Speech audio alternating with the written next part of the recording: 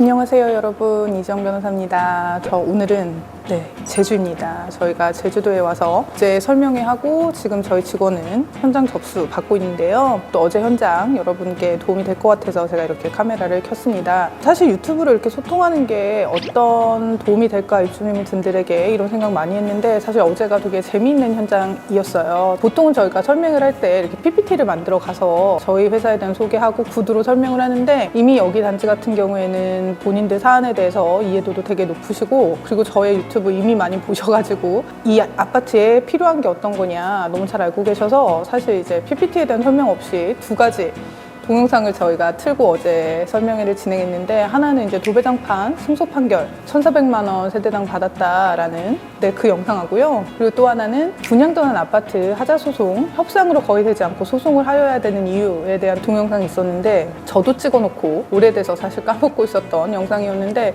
그 두 개를 거의 너무너무 도움이 되셨다고 하셔가지고 저희가 어제 100분 정도 입주민 모아놓고 그 영상을 틀어놓고 설명을 하고 나머지 Q&A 시간을 가졌습니다.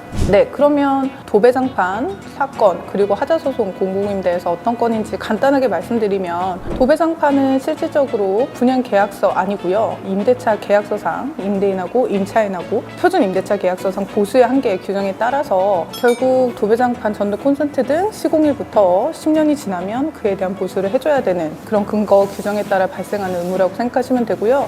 그래서 실질적으로 도배장판 시공일부터 10년이 지난 시점에 그 아파트에 거주하고 계신 임차인이시면 그거에 대해서 받으실 수 있는 권리가 생기시는 거고요. 하자소송은 사실 되게 다른 개념입니다. 하자소송은 근거 규정 자체가 집합건물법과 그리고 공동주택관리법이기 때문에 그 법에서 소유자로서 인도한 시점부터 기산이 되거든요. 그래서 결국은 임차인 지위 때는 만기하시면 도배장판, 전등 콘센트 등 교체하는 손해배상 청구하셔가지고 그거에 대해서 세대당 금액을 받으시고요.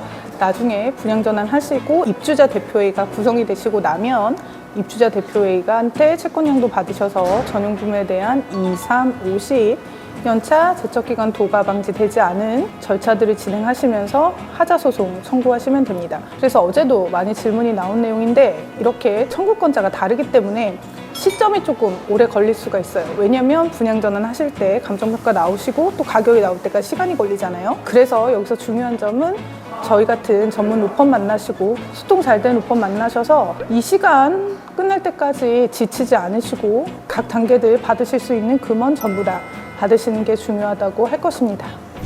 그러면 세 번째 주제로 저희가 도와드릴 수 있는 사안들 어떤 것이 있냐 말씀을 드려보면요. 우선은 공공임대 사안에서 많은 분들이 제일 중요하게 생각하는 게 분양가 문제잖아요. 집을 얼마의 가격에 분양받을 수 있냐라는 부분은 사실 되게 큰 부분이고 재산권의 제일 중요한 부분 중에 하나이기 때문에요. 감정평가 다루는 기술에 있어서 사실 감정평가에 관한 규칙이나 법에서는 거래사례비율법 말고 원가법이나 수익환원법 같은 거를 활용하도록 규정은 되어 있으나 실질적으로 거의 수익환원법 이런 건 사용되지 않고 거래사례비교법만 활용이 되니까요. 거래사례비교법상 결국 거래사례 아파트를 지정해서 가중하거나 감경해서 금액을 만들게 되는데 그거에 대한 저희 노하우 어떻게 하면 가중감경하는 부분 도와줄 수 있나 그 부분 말씀드리고요. 또 하나 또 저희가 도와드릴 수 있는 부분이 10년 만기 됐을 때 임대차 계약서에 따라서 필요로 하는 보수 그 규정에 대한 금액 도와드릴 수 있고요. 그리고 또 나중에 이제 분양전환 되시고 나면 소유권에 따라서 하자소송 진행하시는 것도 도와드릴 수 있다고 생각하시면 될 것 같습니다.